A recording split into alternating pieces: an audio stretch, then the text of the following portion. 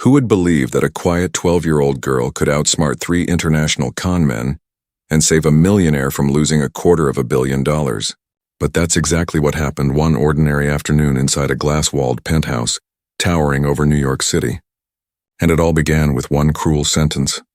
"People like you can barely read," sneered a man in a navy suit, his tone dripping with arrogance, let alone understand what $4 billion means. He spoke in Arabic, confident that no one around him would understand. 3 feet away, young Amira Brown, the housekeeper's daughter, froze. She stood barefoot on the polished marble floor, her small hands clutching a fragile crystal vase. The man's name was Victor Hale, a wealthy investor known for his ruthless deals. Amira didn't flinch, but her eyes darkened. She understood every word he'd just said. Before she could move, Victor snatched the vase from her hands and slammed it onto the floor. It shattered. Glass scattered across the marble like shards of light. Amira's heart pounded as she stared down at the mess, her wrist throbbing where he'd grabbed her. At the other end of the room, Daniel Crawford, the billionaire who owned the penthouse, looked up from his desk. A $250 million oil contract sat in front of him, awaiting his signature. Daniel glanced at the broken glass, then at the terrified girl standing in it. Instead of anger toward the man who had broken his property, he laughed. And he replied, also in Arabic. "Don't blame the child," he said with a smirk. "Animals can't help breaking things." Victor and the other men chuckled. Amira lowered her gaze, her small hands trembling. She said nothing, but inside she was burning. She had spent years studying that very language, not in a private academy but in silence, at a second-hand desk under a flickering lamp. And in that moment, as their laughter filled the air, Amira made a silent promise. They would never laugh like that again. But before we reach the moment she proves them wrong, we need to understand who Amira really is. 6 hours earlier, the city was still dark when Ruth Brown's alarm rang at 4:45 a.m. For 12 years she had woken at that same time. 43 years old, knees aching before her feet touched the floor, hands cracked from cleaning chemicals. The kind of pain that doesn't scream, it hums steady and dull, the mark of someone who has worked too long and rested too little. Ruth whispered a short prayer. That her joints wouldn't lock today, that her daughter's school lunch wouldn't spoil in the heat, that the world might be a little kinder. The bus from the Bronx to Midtown took 80 minutes and 2 transfers. Ruth knew every stop by heart. She arrived at Daniel Crawford's penthouse at 6:30 a.m. sharp. The building rose above the skyline like a monument to wealth. Marble floors, gold elevators, a chandelier worth more than her yearly income. Inside, the air smelled of citrus polish and quiet judgment. Ruth worked in silence. She hand-cleaned copper pots that had never been used. She wiped down an espresso machine worth $8,000, one no one ever touched. She scrubbed the already spotless counters until they gleamed like mirrors. At 7:15, Daniel walked through, phone pressed to his ear. His voice was smooth and cold, talking about oil fields and mergers. He didn't greet her, didn't look at her. He just passed, like she was part of the furniture. He had never once asked her name in over a decade. By 8:45, Ruth was scrubbing the guest bathroom for the second time that morning. Daniel had walked in earlier, sniffed the air, and muttered, "I smell something," before walking away. She had done it perfectly. Still, she knelt again, hands raw, eyes tired, scrubbing a spotless sink because she needed this job, because her daughter needed food. She didn't know that her daughter's mind and that quiet, unseen genius would soon change both their lives forever. At 3:00 p.m., Amira arrived in her wrinkled public school uniform. 2 buses, 1 long subway ride. She did her homework on the way, reading a battered literature book with taped corners. Amira was 12, reading at a college level. But that meant little where she came from. Her scholarship application to the private academy had been rejected weeks ago. Family income exceeds threshold, the letter said. They were $18,000 above the poverty line, $60,000 below what the school required. Numbers that decided who was worthy of a chance. When she reached the penthouse, her mother was changing yesterday's sheets. "Hey, baby," Ruth whispered, her voice soft, cautious, like a sound that didn't want to disturb the air. Amira hugged her, felt her mother's thin shoulders, the tremor in her hands. "You okay, Mama?" "Important people coming later," Ruth said. "We need to stay quiet. Stay invisible." Amira nodded. She'd practiced invisible her whole life. From her backpack, she pulled out her most precious thing, a leather-bound Arabic-English dictionary, its gold edges worn to dull bronze. It had belonged to her great-grandfather, Private Samuel Lewis, a World War II soldier who once helped recover stolen art across Europe. He had died before she was born, but his notes filled every page. Tiny handwriting in faded blue ink, lessons on how to spot forged documents, how to tell truth from lies written on ancient paper. In the margins of one page, he'd written something she had memorized by heart. "Truth has a quiet voice.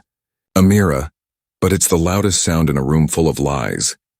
She traced those words with her fingertip, unaware that before the day ended, they would become her weapon. Then she heard voices, men's voices, one from the living room. Ruth's eyes widened. "They're early," she whispered. "We need to stay out of the way." Amira tucked the dictionary under her arm and followed her mother toward the kitchen, stepping into the shadowed edge of the room.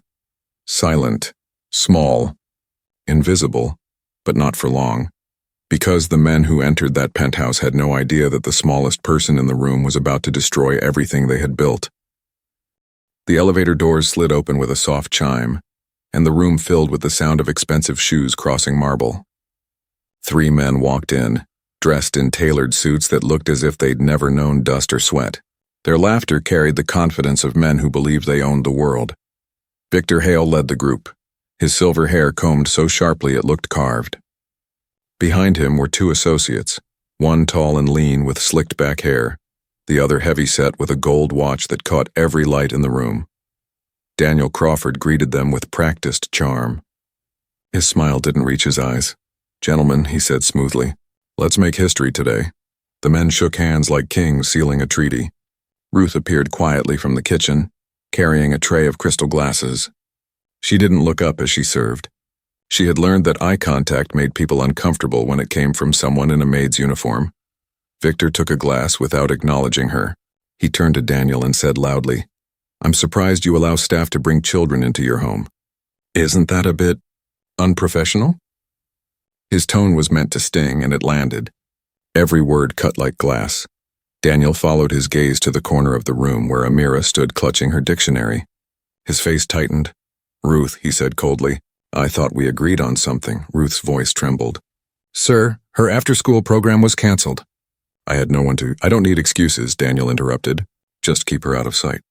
"We have business," the tall associate chuckled. "Some people don't understand boundaries," the heavy one added with a smirk. "Probably can't afford a babysitter." The laughter that followed was small and cruel. Ruth's hands shook as she guided her daughter toward the kitchen. "It's all right, Mama," Amira whispered. But it wasn't. Nothing about this was all right.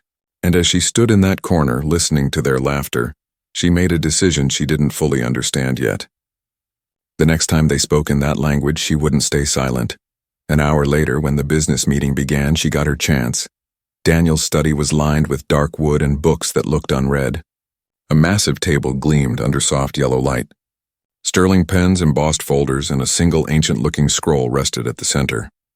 Victor adjusted his cufflinks and said, "Shall we discuss in Arabic?" "My partners prefer it for sensitive matters." Daniel nodded. "Of course." The 3 men switched languages effortlessly, voices flowing like water over stones. The words sounded smooth to anyone who didn't know them, but Amira understood every syllable.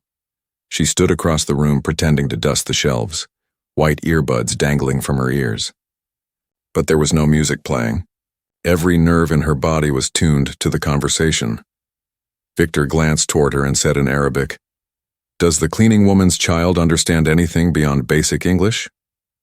Daniel laughed. "Her? She probably thinks Arabic is a kind of bread." The men laughed again. Victor's smile grew colder. "Why do you allow people like that in your home? The mother is barely competent. Bringing a child to a meeting like this, it's insulting." One of his associates joined in.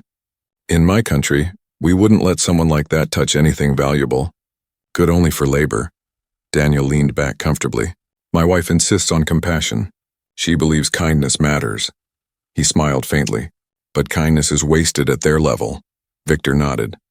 They don't appreciate kindness. They understand only their place. He turned his gaze toward Amira. Look at her. Probably can't spell million. That ridiculous book she carries, does she think reading will change who she is? He used a word then, a slur that had no translation kind enough for English. The others laughed again, their laughter filling the room like smoke. Amira's hand froze on the shelf. Her jaw tightened, her eyes burned, but she kept her back turned. Her great-grandfather's words echoed in her mind. Truth has a quiet voice, but it's the loudest sound in a room full of lies. She waited. Victor opened his briefcase and removed a cylindrical case of leather. He unrolled a sheet of yellowed parchment covered in elegant Arabic script. The edges looked aged, the ink deep and black, the seal waxy and red.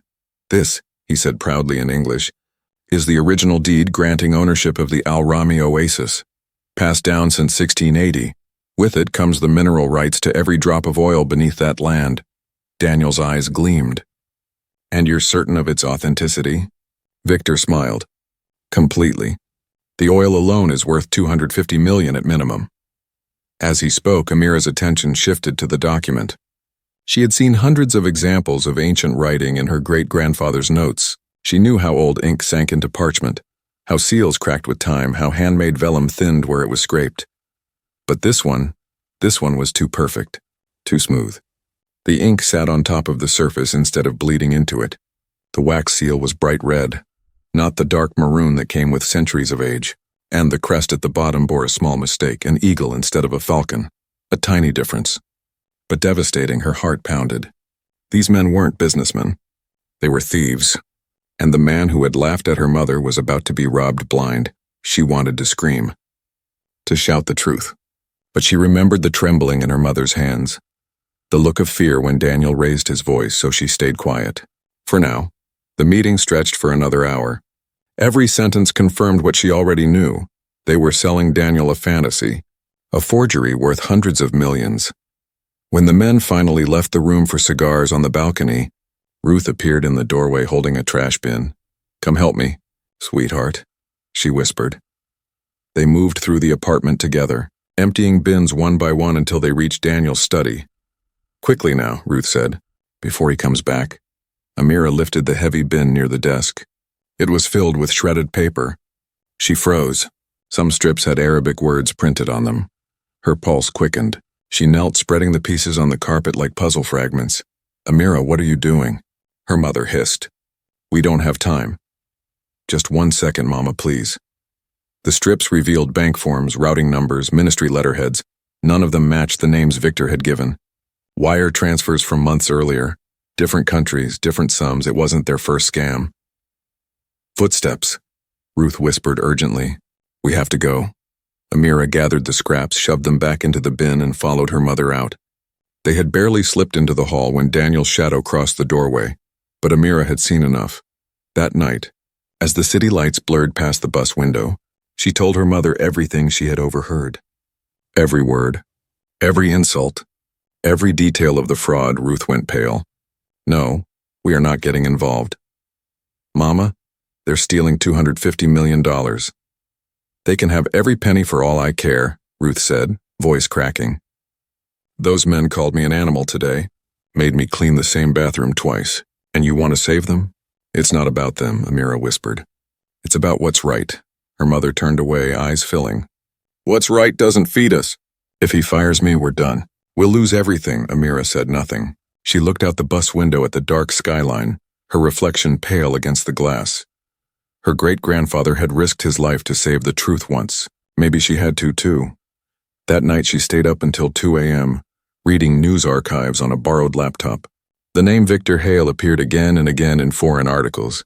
Fake land deals, fraudulent investments, vanished fortunes. 3 victims. $495 million stolen. And tomorrow at 5 p.m., Daniel Crawford would become the 4th. Amira stared at the screen, her decision hardening like stone. Tomorrow, she thought, invisible ends. She closed the laptop, the glow fading from her face, and whispered to herself, Truth has a quiet voice, but I'm done being quiet.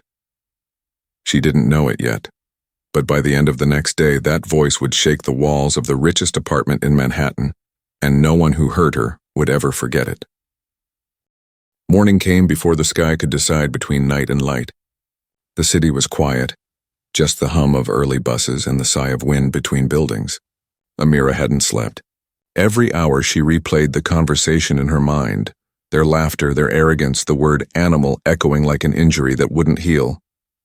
At 5 a.m., Ruth's alarm went off. The same sound it had made for 12 years. But that morning, something in her voice was different. She looked at her daughter across the tiny kitchen table, coffee steaming in chipped mugs. "You're still thinking about it, aren't you?" Amira nodded slowly. "I know that look," Ruth said softly. "You're like your great-grandfather, always chasing truth even when it hurts." Her mother reached across the table and held her hand. "Promise me one thing." "Be careful, please," Amira squeezed back. "I promise." They left together before sunrise, riding the long, rattling bus through quiet neighborhoods, through gray streets just beginning to glow with morning light. Ruth stared out the window, but Amira stared at her reflection, calm eyes hiding the fire inside. By 6:30 a.m., they were back at the penthouse.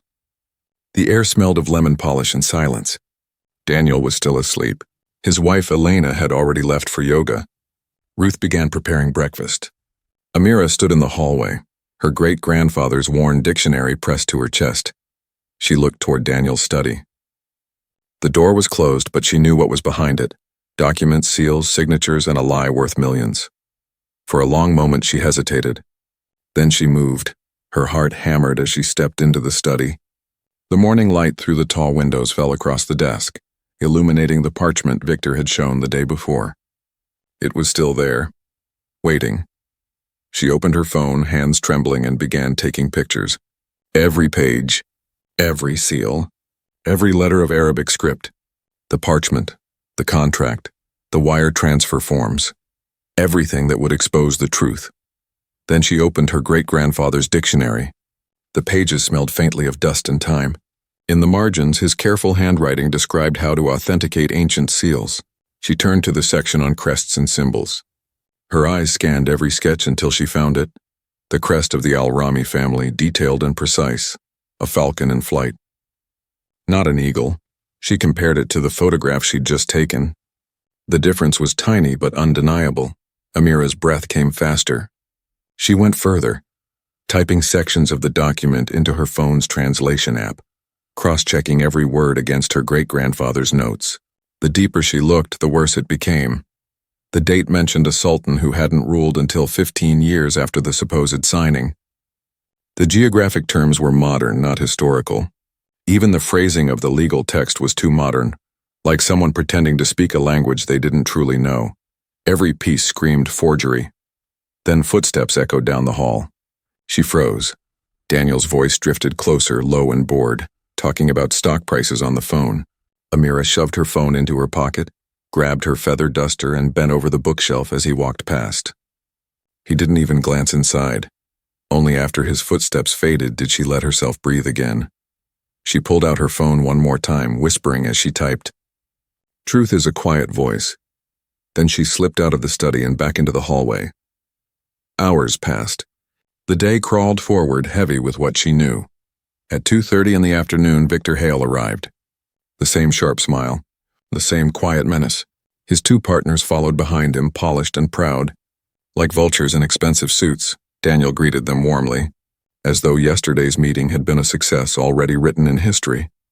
Amira dusted the living room again, standing in the same spot as the day before, invisible, watching, listening. They talked about futures and fortunes, about legacy and wealth. Victor promised that by sunset, Daniel's name would be on the map of oil empires. Elena poured coffee and gave Amira a small, kind smile as she set the tray down. Amira didn't return it. Her stomach was in knots. 4 o'clock arrived like a clock striking doom. The men moved toward the study for the final signing. Ruth stayed behind in the kitchen preparing champagne and caviar. Her hands shook and she didn't know why.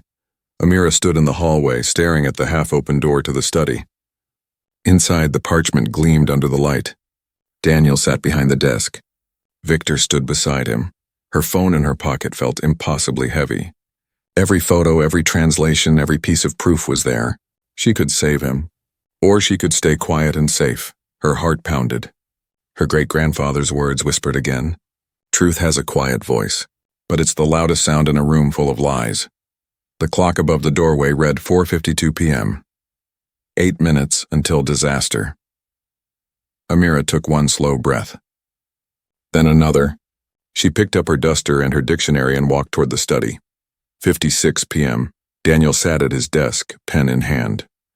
The document lay before him, waiting for his signature. Victor's lips curled in satisfaction. His associate stood near the bookshelf, watching, smiling faintly. Elena was there too, by the window, her expression unreadable. Amira stepped quietly into the room, just far enough to see everything. No one noticed her yet. She looked at the shelf beside her. A crystal vase stood there, identical to the one Victor had shattered the day before. Her fingers brushed against the glass. Cold, smooth, fragile. Daniel lifted the pen. The nib touched the paper, and in that single heartbeat Amira made her choice. She pushed. The vase tipped, hesitated in midair, then crashed to the floor. The sound was explosive. Shards flew in every direction, every head turned. Every voice fell silent. Victor's face twisted with rage. He switched instantly to Arabic, his words sharp as knives. You stupid little... He didn't finish. The flood of insults poured out. Words so cruel they burned the air. Your kind shouldn't be allowed in homes like this. Look at what you've done. Worthless, ignorant, filthy animal. Daniel's face darkened. Ruth, he shouted. Get in here right now. Ruth appeared in the doorway, her eyes wide, frozen. But before she could speak, another voice rose. Soft at first, then clear as a bell. Amira. She spoke in Arabic. Perfect, calm, measured. Mr. Crawford, she said, every word smooth as polished glass. These men standing in your study are not business partners. They are professional thieves, and that document on your desk is an elaborate forgery. Silence fell so heavy it was almost sound itself. Victor's mouth hung open. His next insult caught halfway between disbelief and fear. Daniel's pen hovered an inch above the paper. Elena's eyes went wide. Amira stood amid the shattered crystal, holding her great-grandfather's dictionary in both hands. Then she switched to English. And I can prove it. For a moment, no one moved. The 12-year-old girl who had been invisible 5 minutes ago now held the attention of every person in the room. Her mother's breath caught. Daniel's expression shifted from anger to confusion, then to something closer to dread. The truth had found its voice, and nothing would ever be the same again. For several long seconds, the room didn't breathe. No one spoke, no one moved. The sound of a single shard of glass rolling across the marble floor felt deafening. Daniel's pen slipped from his fingers. What did you just say? His voice was low, almost uncertain, as though he needed to hear it again to believe it. Victor forced a laugh that didn't reach his eyes. A trick, he said smoothly. The girl learned a few phrases online. Don't be ridiculous, Daniel. She's a child. She doesn't know what she's saying. But Daniel wasn't looking at Victor. His eyes were on Amira, on the small, steady figure standing in the middle of the wreckage. There was something in her tone, something that didn't sound like memorized words. It sounded like truth. Ruth stepped forward, trembling. Mr. Crawford, I'm sorry, she didn't mean... Your daughter, Daniel interrupted, his gaze still fixed on Amira. Just spoke fluent Arabic and accused my guests of fraud. Ruth's mouth opened, but no sound came out. Victor moved quickly, stepping between Daniel and the girl. This is nonsense. She's confused. Maybe she overheard something and decided to impress you. Children make up stories. Amira didn't look away. Her voice didn't shake. The deed you're about to sign is fake. The seal is wrong. The ink is wrong. The language is wrong. Everything is wrong, Daniel's jaw tightened. You're saying my legal team, 3 Yale-educated attorneys, missed what a 12-year-old cleaning girl found? The words cleaning girl stung the air like a slap. Yes, Amira said quietly, because they don't read Arabic. The confidence in her tone made Victor flinch. The smirk faded from his face. This is absurd, he snapped. She's just a servant's child. Are you really going to risk a $250 million deal because a little girl wants attention? Daniel's expression hardened. Then explain something, Victor. Why does she know about the seal? Victor hesitated just for half a breath. It was enough. Amira lifted the dictionary, opening it to a page filled with her great-grandfather's neat blue handwriting. My great-grandfather was a historian, she said. He studied artifacts and forgery detection. He left me his notes. I compared your document to real 17th century seals. The Al-Rami family emblem has a falcon, not an eagle. Victor's lips parted, but no sound came out. The ink you used is modern carbon-based, she continued, her voice calm, unwavering. Real iron gall ink from that century oxidizes and sinks into the parchment. Yours sits on the surface. And the text references Sultan Karim the tomb. But he didn't take power until 1693. Your deed is dated 1680. That's a 13-year difference. The silence that followed was absolute. Daniel's face had gone pale. He turned to Victor slowly. You told me your experts authenticated this. Victor spread his hands, trying to recover his composure. It's a misunderstanding. Maybe the scribe made a minor error. Amira cut in, her tone sharp enough to slice the air. A minor error worth $250 million? Victor's mask cracked. You're making a dangerous mistake, little girl, he said in Arabic now, his voice low, threatening. Your mother needs this job. Accidents happen on trains. People disappear every day, Ruth gasped. What did he say? Amira didn't answer her. She looked straight at Victor and replied in flawless Lebanese dialect. Your accent is good, Mr. Hale, but you said Kifak when you should have said Shlonak. That's Emirati Arabic. You're not from the UAE at all. Victor's face froze. You also said Bitar yesterday when describing the ministry permits. That's Egyptian. In the Emirates, they say Bishak al-Sahi. You're not who you claim to be. The heavy-set associate took a step back. She knows too much. Sit down, Daniel ordered, his voice sharp and cold. All of you. The men hesitated, then obeyed. Amira turned to Daniel again. They're not from Abu Dhabi. He's Lebanese. The one on the left is Egyptian. The third might be Emirati, but I doubt it. I have proof. She reached into her pocket and held up her phone. Photographs of your document next to the real Al-Rami seal from the UAE archives. Look at the difference. Eagle versus falcon. Even the wax color is wrong. Modern polymer, not aged wax. Daniel took her phone with shaking hands. He zoomed in on the images, comparing them to the parchment on his desk. The longer he looked, the grayer his face became. This is ridiculous, Victor said loudly, standing up. You're letting a child play detective. This is slander. Amira raised her voice. Check the date, Mr. Crawford, the Sultan. The language. Or call the UAE Ministry of Interior. They'll confirm in 30 seconds that the seal is fake. Elena spoke from near the window. Then call them. Her tone was steady, almost frighteningly calm. Daniel didn't move for a moment. Then he reached for his phone. No one leaves this room, he said. Not until I know the truth, Victor's jaw clenched. You're making a fool of yourself. We'll see, Daniel said. He dialed a number, then stopped. His eyes flicked to Amira. Who can verify this fastest? Professor Omar Wilson, she said without hesitation. Georgetown University, Department of Arabic Studies. Elena was already scrolling through her contacts. I know him. We met at a charity gala. She pressed the call button and turned the speaker on. The phone rang once, twice. Then a warm, steady voice answered. Omar Wilson speaking. Omar, Elena said quickly. It's Elena Crawford. We have an emergency. Daniel's about to sign a $250 million deal based on a 17th century Arabic deed. We need your expertise. Right now, there was a pause. Put me on video. She angled the camera toward the desk. Daniel positioned the document under the light. Tell me what you see, he said. The professor's face filled the screen. White hair, gentle eyes, shelves of ancient books behind him. He studied the document silently for several seconds. Where did this come from? He finally asked. Is it authentic? Daniel said. Another pause. Then the professor shook his head slowly. No, it's a forgery. A good one, but still fake. Victor's voice exploded. That's absurd. You're looking at a photograph. Be quiet, Daniel snapped. Professor Wilson continued calmly. The calligraphy is Ottoman-influenced Diwani script, not the style used for official Emirati records in the 1600s. The crest, look closely, features an eagle. The Al-Rami seal has always been a falcon. The ink hasn't oxidized, and the legal phrasing includes terms that didn't exist in that period. He leaned closer to the camera. This was made recently, probably within the last decade. Daniel's grip on the desk tightened. Who spotted it? Elena smiled faintly. You're looking at her. She turned the camera toward Amira.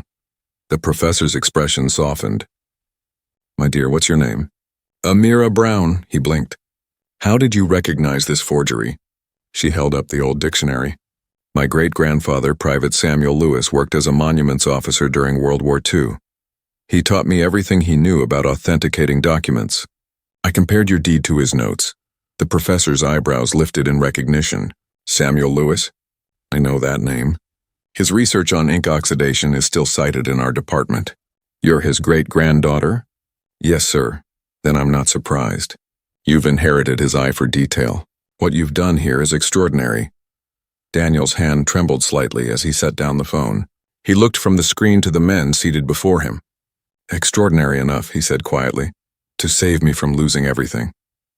Victor rose slowly, his mask gone. You think this changes anything? You call the police and my lawyers will bury you in lawsuits. Daniel's voice turned cold. No, Victor. You and your friends will be buried in prison. The door opened. 2 security guards stepped inside. Daniel didn't take his eyes off Victor. No one leaves this apartment. Call the police now. Victor's expression twisted into something hateful. He looked at Amira. You think you've won, little girl? You've just made enemies you can't even imagine. Amira didn't move. The truth doesn't need to be afraid. Victor lunged forward, but Daniel caught his arm mid-motion. Touch her, and I'll make sure you never see sunlight again. The room erupted into motion, phones ringing, guards moving, voices overlapping, but Amira stood still. Amid the chaos, she realized her hands were steady. She had spoken. The quiet voice had finally been heard, and in that moment, for the first time in her life, she wasn't invisible. The room was a storm of movement. The guards closed in.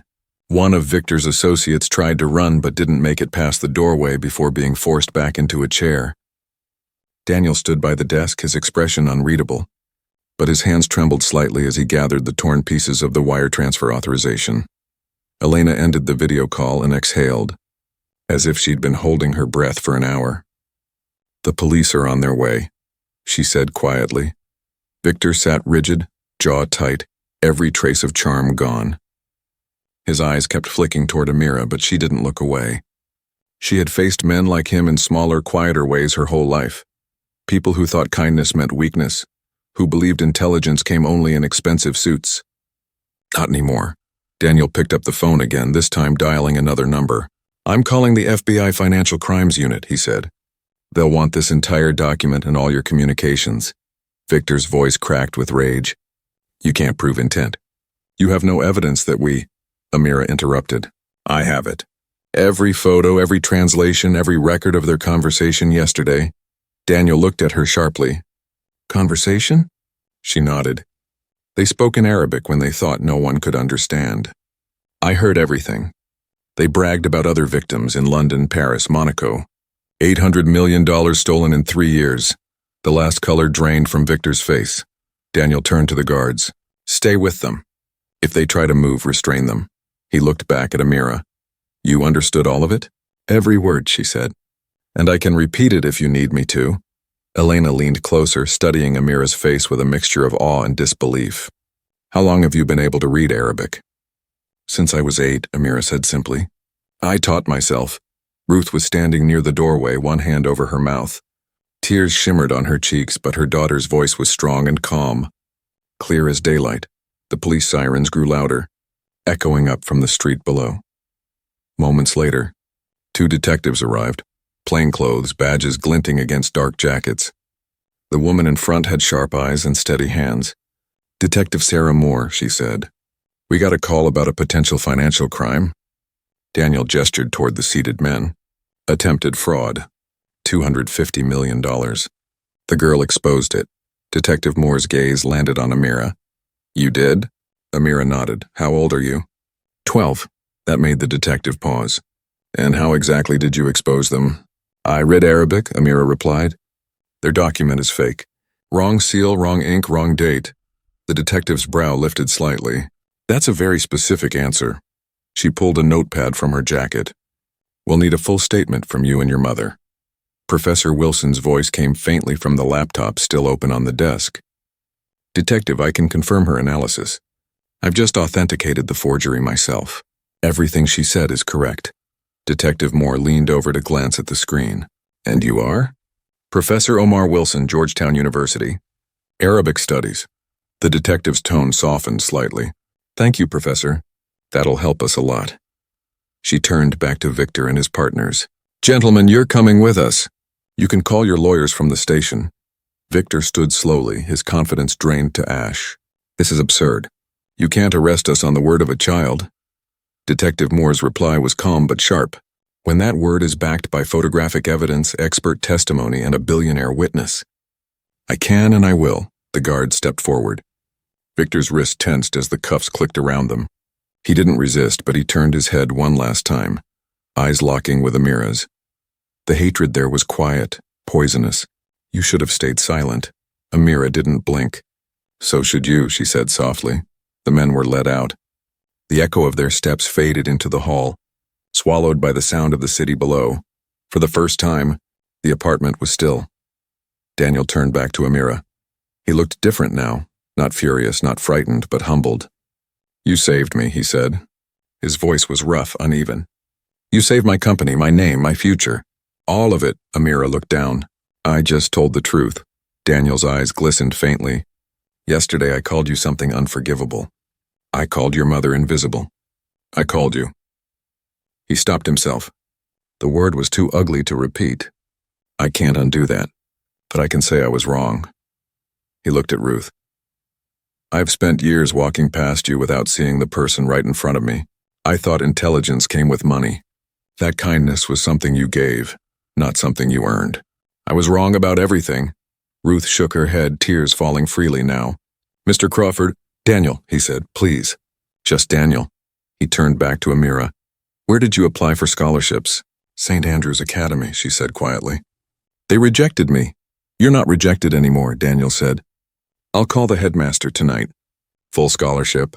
And tutors, Arabic, history, whatever you need. You've earned it. Amira's mouth fell open slightly. You don't have to. I do, he said firmly. Because you didn't just save money. You reminded me what integrity looks like. He looked at Ruth again. And you, no more scrubbing floors. I want you here, but not as a housekeeper. I have an art collection worth millions that hasn't been properly cataloged in years. You'll oversee it. Full salary, benefits, everything. Curator, if you'll accept. Ruth pressed a hand to her chest. I don't know what to say. Say yes, Daniel said. Elena smiled softly.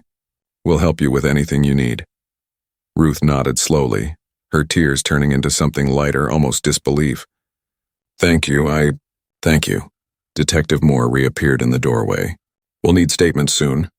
But I just want to say, she looked at Amira, what you did today took courage. Most adults wouldn't have dared. Amira met her gaze, her voice steady. Truth doesn't need permission. The detective smiled faintly. Keep that attitude. The world needs it. After they left, the apartment felt strangely quiet.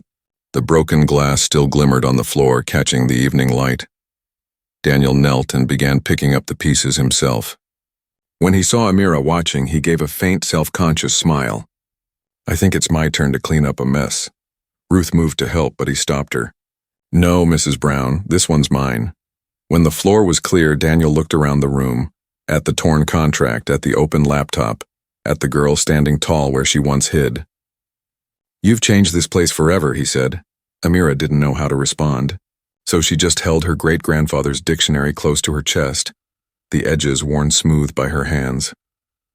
Elena's voice broke the silence. You know, she said softly, the world will hear about this. The media, the companies, the schools, everyone, and they should. Because stories like this remind people what brilliance really looks like. Amira didn't smile. But for the first time, she didn't hide either. Outside, sirens faded into distance.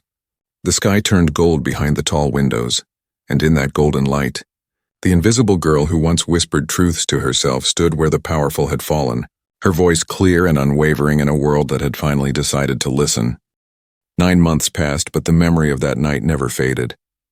The headlines had come and gone. News anchors. Cameras, interviews, but the truth stayed steady. like a heartbeat beneath everything that changed. Amira walked through the bright hallways of St. Andrew's Academy, the same school that once rejected her. Now she wore the dark blue uniform proudly, her backpack heavy not with books alone but with purpose. On her desk sat her great-grandfather's dictionary, its edges more frayed than ever. The teachers let her keep it out during lessons. They said it belonged there like an heirloom of courage. After class, she took the subway downtown. The seat beside her was often empty, but sometimes her mother sat there too, reading art catalogs instead of cleaning schedules. Ruth Brown, once invisible, was now Mrs. Brown, chief curator. Her name was printed on an office door of glass and gold lettering in Daniel Crawford's art wing. Amira visited her there after school. The once silent penthouse had changed. The air no longer felt cold. The same marble floors now echoed with conversation, with laughter. The maids were no longer invisible. Every employee was known by name. And Daniel, once a man who couldn't see beyond his own wealth, had become something unexpected. A listener. He started a company-wide program he called the Hidden Talent Initiative. Every worker, from janitors to executives, filled out a form listing their skills, languages, and education. What came back stunned him. The night security guard had a doctorate in physics. The receptionist spoke 5 languages. The man who fixed the elevators had once been a history teacher. In a single month, Daniel promoted 11 employees, created 6 new positions, and offered scholarships for continuing education. The business world called it revolutionary.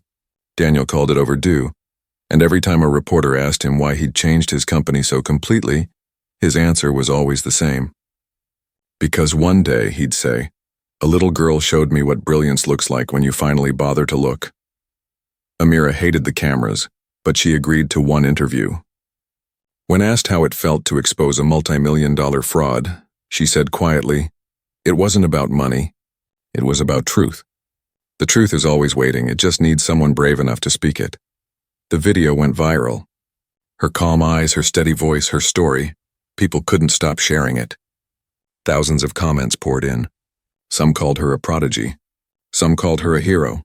But Amira didn't care for any of that. She cared about what came next. 4 years later, she stood on a stage in a Navy graduation robe.